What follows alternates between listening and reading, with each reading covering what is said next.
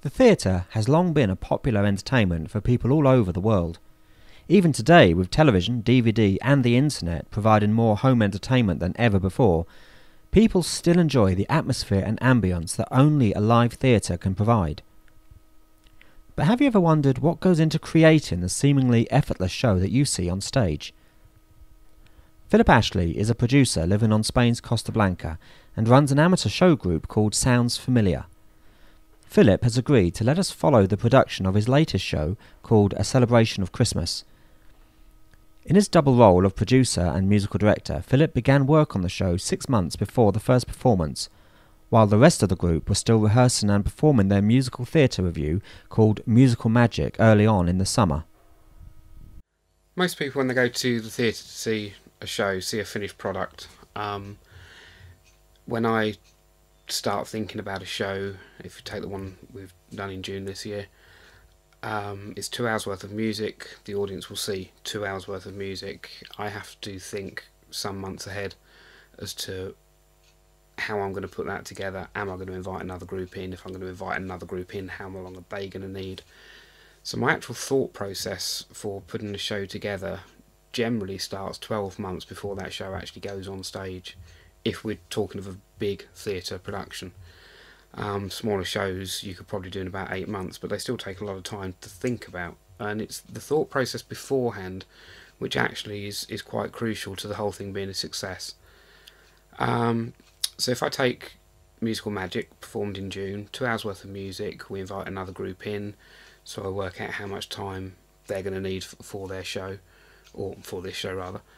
I think it worked out about 22-23 minutes for their numbers, but it still leaves me an hour and 40 minutes worth of music to find, which can be a daunting prospect if you just go about it haphazardly.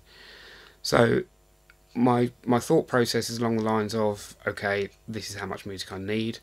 What sort of show do I want to put on stage? Is it just eclectic? Is it all sorts of music, all sorts of genres, and no particular theme? Or do I want to get very specific and do something based on a particular theme or a particular genre? But once I've got this idea in my head of what music I want, I then actually look for those tracks. I either have to create the track or I buy in the track from a third-party supplier. And I put the entire set of music together on the computer so I can just sit and listen to it, and I might listen to it over and over and over again to see if things do actually work together as a set of music. And it's at that point that I sometimes start ditching songs because you know it's not going to work, or I need to look for something else. Or there is the occasion where I've got a track and there's just a part of that track that you know is not going to work for some reason. So can I then edit the track to remove a portion of it so it's still a seamless track and still works in the context of the show that I want to present? To give one example, we did I Want to Be a Producer from The Producers, and there's a 4-line section of it, lasts about 10 seconds, which within the context of the show, actually the film or the stage show, doing the whole thing, would work. In the context that I was using it to open a musical review, just didn't work. So I actually spent several hours removing 10 seconds of music to get it just right, so it's seamless. No one would know, unless they know the song really well, that that track didn't do exactly what I had that track doing when we used it.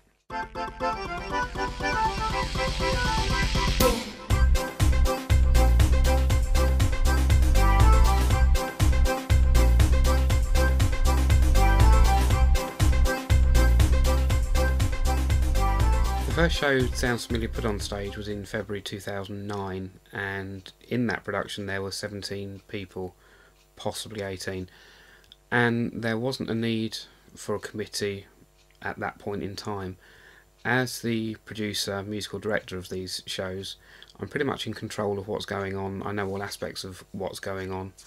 I make all those decisions, and with a group that small, there wasn't a need to have anyone else involved in that decision-making process. The group has grown over the last couple of years. June of this year, Musical Magic there were 25 people on stage, and we've done some workshops during the summer, and we've currently got about 38 people, possibly 40.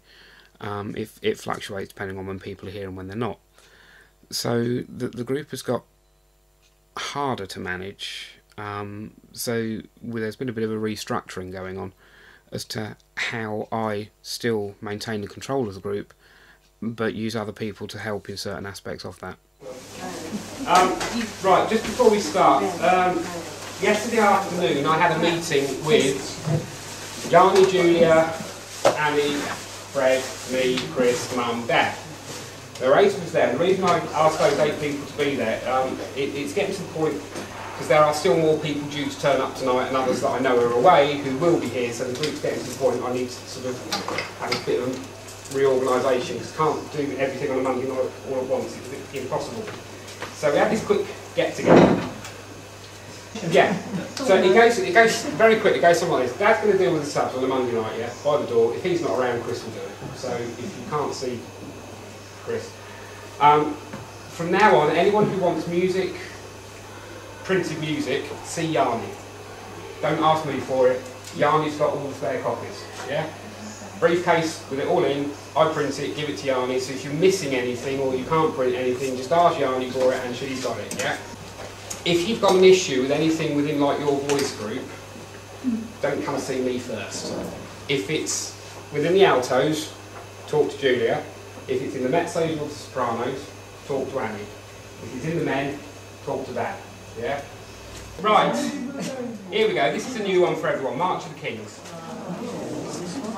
First things first, you're all going to need a pen. If you haven't got a copy, Yanni's got them.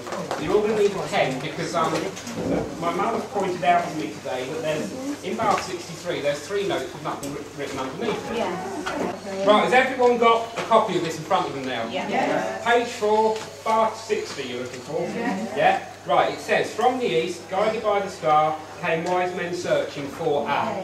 Yeah. Cross all that out. They're the wrong words. Yeah. Right. The words you want are these. It's 3 great kings. 3 great kings. 3 great kings. 3 men of great acclaim. Unto the town of Bethlehem they came. So the first rehearsal we had, I gave the group a new piece of music, March of the Kings. It's in 3-part harmony. And I use a particular system of working where I record a backing track that we're going to use for the performance, but I also record the sung lines, so soprano, alto, in this case just a men's line. And with each voice group, they sing along to their line in rehearsal, and then we stop and do the next voice group, their line, and so on and so on. And I find this works fairly well, but what I do ask people to do is if I'm actually start with the sopranos, we do their line, move across to the altos, start their line, and ask the sopranos literally to hum along or very gently sing along what they've just done. So bit by bit you go through the song. So within the space of an hour we'd actually gone through the entire song, March of the Kings, and I then asked the group always to actually sing that song to the backing track they're going to use to see how much they have remembered, how well it fits together. And yeah, we've been at it an hour. I know this isn't going to be perfect. I know there's going to be problems with it. But I think it's very important for the group to have a sense of achievement so they can actually hear what they've been doing, how it fits together, how much of it they do actually remember. So that's the way I work as a musical director, and I know other people work in different ways, but this is the way I've chosen to work with Sounds Familiar, and it does work.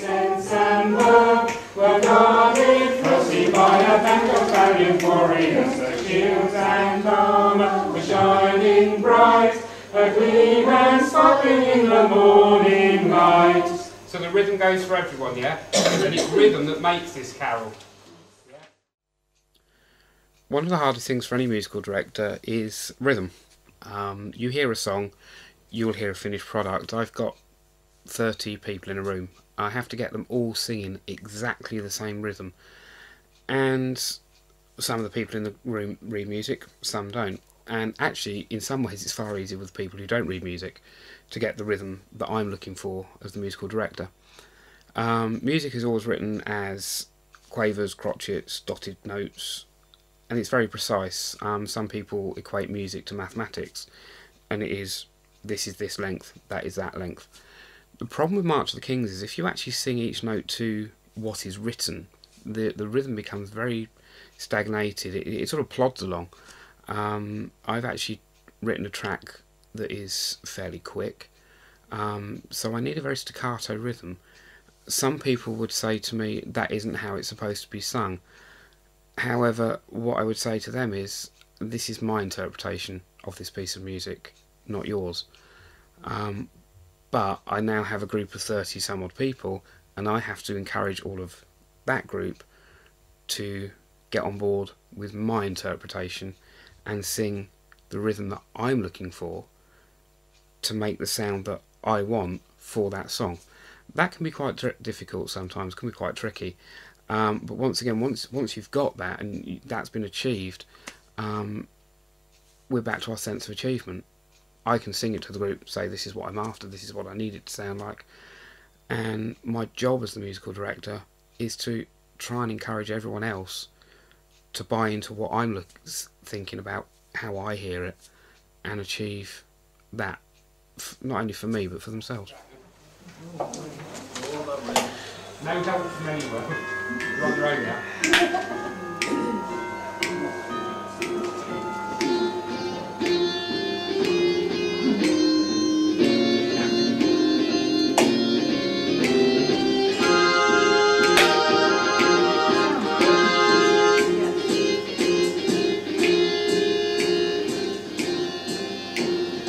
One fine day I met upon the way the kings of East singing slowly marching. Yes, one fine day I met upon the way the kings of East in all their fine array. The gifts of gold, frankincense and myrrh were guarded crucified and burned and fires. Shields and armor were shining bright, a gleamer sparkling in the morning light.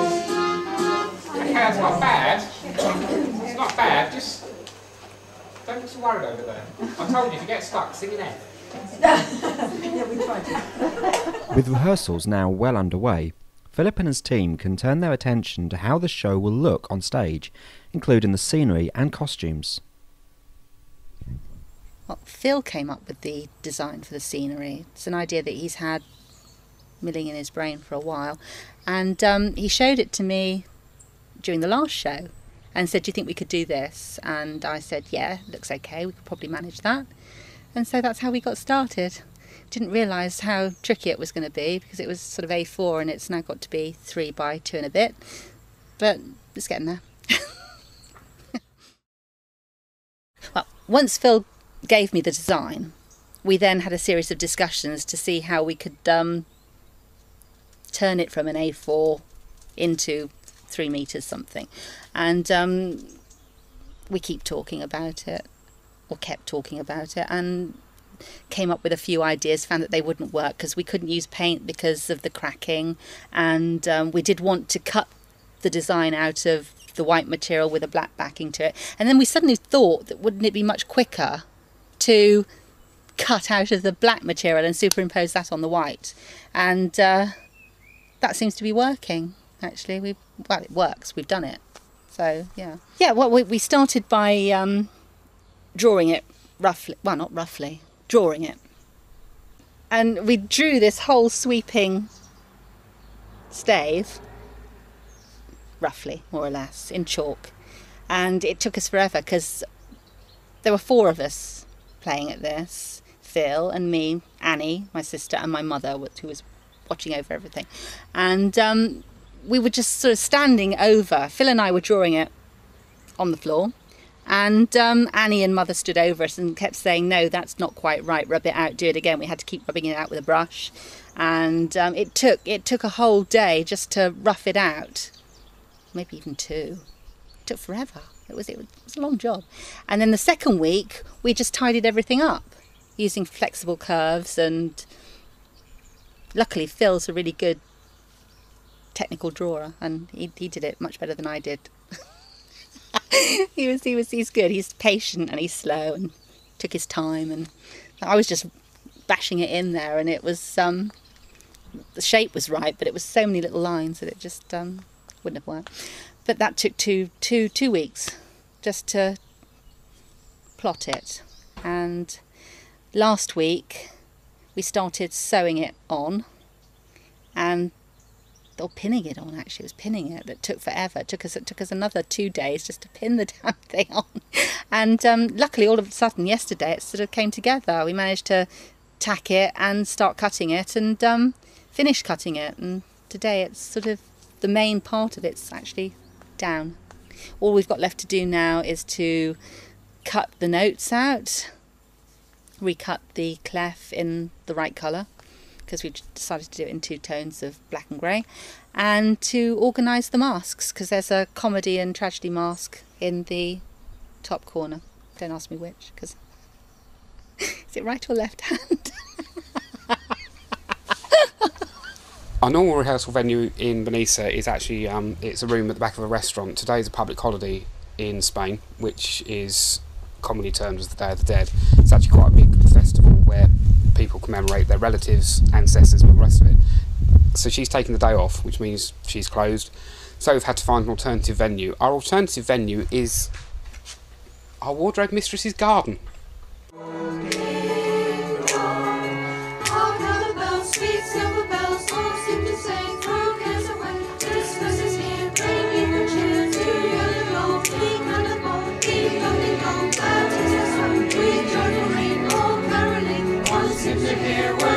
Cheer from everywhere, filling the air, all around, sing a song, all dance,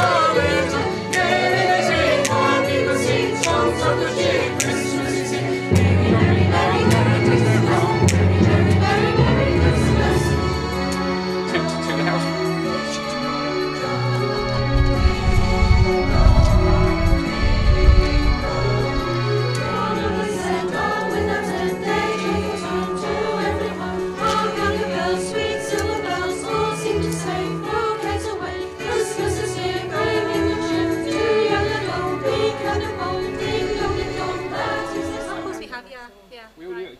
Right, so I do consider every song that Sounds Familiar sings and what movement that we could possibly put to those numbers. I don't particularly like completely static numbers, so every song that we do has some form of movement to it, even if it's just some gentle swaying. And I do have to consider the members of the group and their ability and their different abilities with movement. And you do have to think about the people involved. I mean, the youngest member's 13, the eldest is 75. There are different abilities within that age range. So when I come up with a song, I then have to think, do I want this with a lot of movement, limited movement, or what? And then convey that to Linda, the choreographer. I believe there's a classic clip of Philip doing a body impression. March of the Kings is definitely a march, and most people would come on stage doing exactly that, a march. That's not what we need for that number, and I think that's exactly what I said to the choreographer. And so I asked her if she could come up with something, some movement for that number, and left the ball in her court, really. So I'm pretty sure we won't all be doing body impressions. Yeah, sometimes the music that Phil's chosen, I've gone home and gone, oh my God, I can't do this. And you think, what am I going to set to this that they will do and will look good? Because at the end of the day, it's no good giving them something really difficult to do with that they can't achieve, and for the number to come out absolutely really messy and think, well, you know, that's not a good number. And you know when you're setting it, you think, no, this isn't going to work. But it's rather that they do something really simple and really come to task with it and know it's good and know what they're doing comes over better than something that's really difficult and they don't, you know, they're a bit frightened of. So, and you can always tell by the faces because they look absolutely scared to death.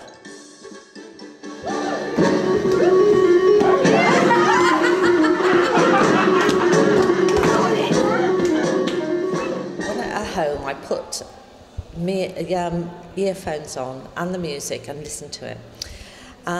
For a dancer to put dance movements to a dancer is easier. To put it to somebody who they can't dance, or they think they can't dance, then it's more difficult, because you sort of set steps in your mind and you write it all down furiously, thinking as it comes to you, and then you go to rehearsal and you give them a taste of what you can, and they go, oh, I can't do that. What's she expecting us? No, can't do that. And sing as well. And it's like, okay then, right, you can't do that, but can you do this? And you modify it a bit, and it sort of takes on a new lease of life, and they go, yeah, we can do that, yeah, we can do that. And like Step in Time and Supercalifragilistic, they're numbers that need more in them. And you say that to them and they'll go, oh, I don't want to do that, oh no, we can't do that and everything. But the more they get used to sort of looking at you and seeing what you're doing, the more their confidence grows.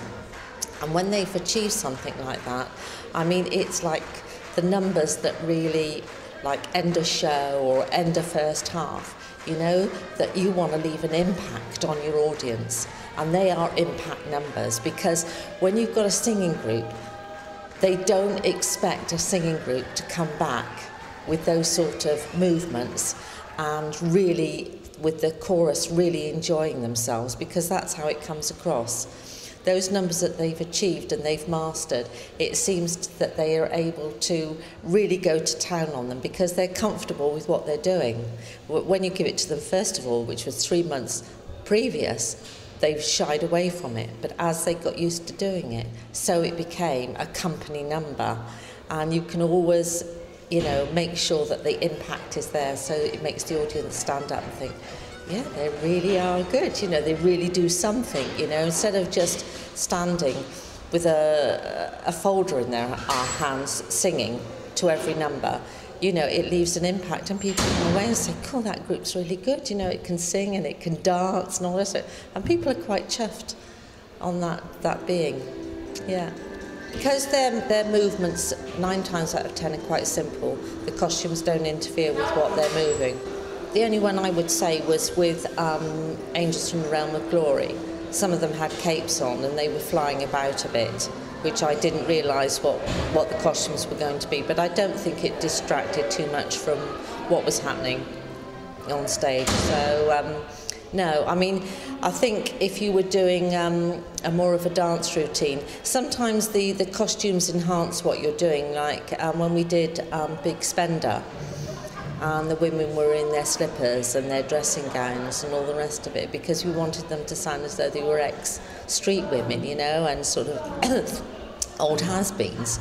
I mean, that depicted it's straight away with those costumes, it set the scene.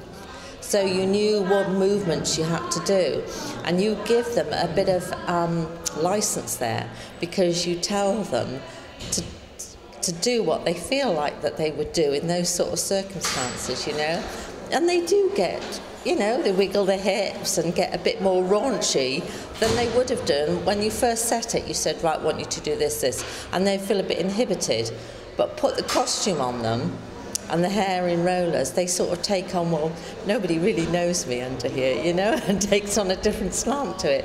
So then they can really sort of take it on board and really play up to it. And I think once they get on stage and there's an audience in front of them, I think it even heightens their ability to be able to raunch it up even more, which is good, because then it just shows that they were more in confidence with themselves and what they're doing. So the costuming that sounds familiar is usually fairly easy, because we've come up with a look that's black top and trousers for the ladies and a black shirt and trousers for the men. The ladies usually wear a scarf and the men a coloured tie. For the last show that we did, we included the Joseph Megamix, and talking, as Phil and I do, Phil said, wouldn't it be nice if we had jackets, multicoloured ones, to go with this? And I said, yeah, but given the time scale, I don't think jackets are a good idea, but I could do your waistcoats. And so he said, yeah, fine. And we did. 28 waistcoats in, was it about 3 months in the end, wasn't it? 3-4 months, which was fun. Everybody donated scraps of material and I created, it was fun. I enjoyed it. This next show, the Christmas one, has got even more out of hand. Phil said, and we're going to do it as a Dickensian Christmas. And I said, fine. And do I mention the fact there's no budget? No, so Dickensian Christmas, full costume for everybody in 10 weeks. And I thought, not really possible.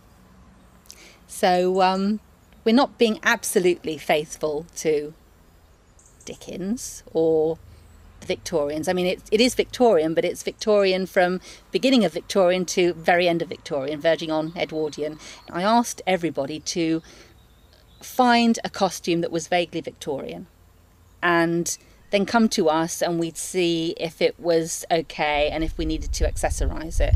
We've got to the point now where everybody has more or less got themselves skirts and blouses that are vaguely Victorian. I've asked everybody if they could actually photograph themselves in their outfit and send me photographs by email, so that way we can see who's got a finished outfit, who needs various accessories, or who needs to change the colour of something, so that we've got we don't want black for this one particularly, though I have got a lot of ladies who have got something black, but we want more colour. Christmas is about fun, happiness, and it's definitely about colour. It isn't a normal sounds familiar black with a coloured scarf for the ladies or black with a coloured scarf for the men.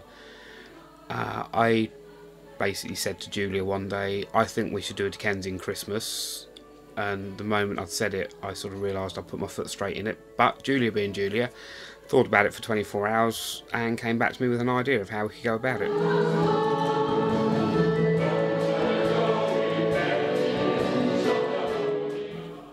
Right before a show actually opens to an audience, I mean half an hour before the show starts we allow the audience into the auditorium, you know at that point that it's too late to change anything or do anything different. It's either going to work or it's not going to work. I suppose for that half an hour I go through a mental checklist. Even though I know it's too late to do anything, I go through this mental checklist of have I done this, have I done that, is everything where it should be, and it's a way of keeping my own mind active and, to be brutal, trying to ignore everybody else, because at that point everyone's asking me questions, and I also need to focus, if I'm in a production, I also need to focus on what I'm going to sing, my performance within that production. So for that last half an hour I do go through this mental checklist as a way in some ways of ignoring everybody else and preparing myself for a performance. On this particular occasion it hadn't been the easiest day. The Technico, who was meant to be there at a certain time in the morning, was an hour and a half late. Certain things that went to have happened hadn't happened. The Technicos didn't come back in the evening, so one of our own members was actually on the sound and lighting board. Having never done lighting in their life before, I'd actually written out basically what was needed, how it all worked, and it was a case of, for that period of time when the audience were coming in, it's like, this had better work. And that's what I kept thinking about. And then the music starts and off you go and you're into it, and at that point it really is too late to worry about whether it's going to work or not, because either it is or it isn't.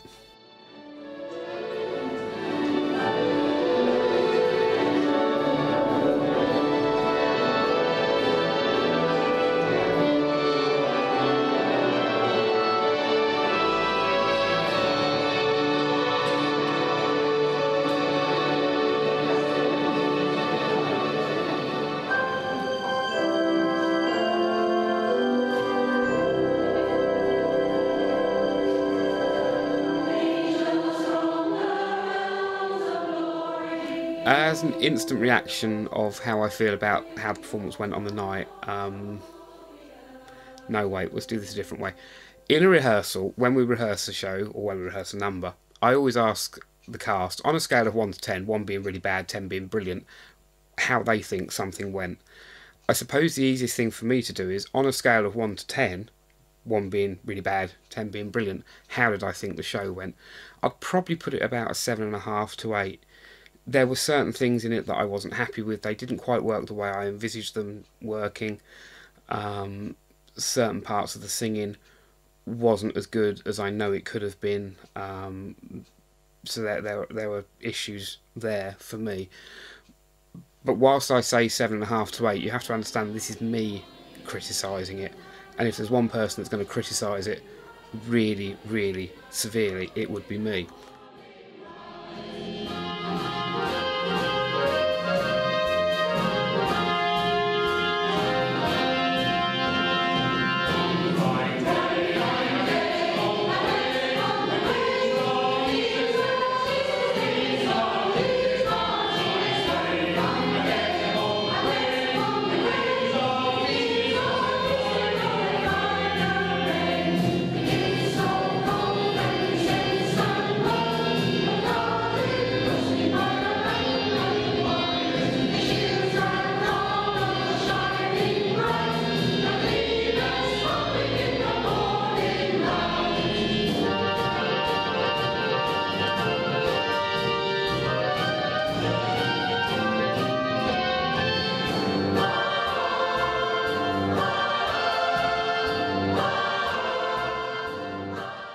At the end of the show, I always make a point of being at the front of the auditorium as the audience leave to hear their instant reaction, because instant reactions are always truthful reactions, and all you need to do is stand there and just listen to what people say as they go past you. The audience enjoyed it. They thought the mix of music was great. They enjoyed the bits that we asked them to participate in.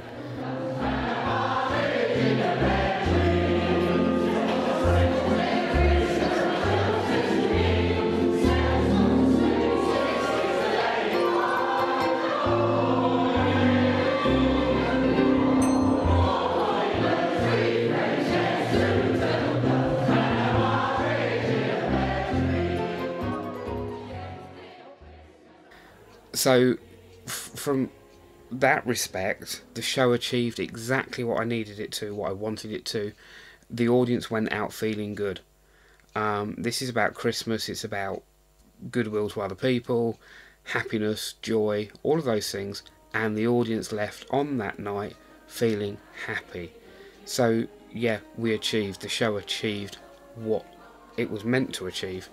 But going back to where I was, as me being critical of the show, yeah, 7.5, 8, because there are things I know that could have been better. There were some mistakes made that were silly mistakes that have never been made before. You could put that down to stage fright. So there's all those sorts of things that you bring into it. I know it was videoed, I haven't watched the video yet. If I watch the video, I might actually get even more critical. But I criticise it, or my criticism comes from actually being on the stage with the rest of the performance, so I know certain things that were never rehearsed happened, and certain things that were rehearsed didn't happen, and all the rest of it. So, yeah. But don't get me wrong, I was very happy that night.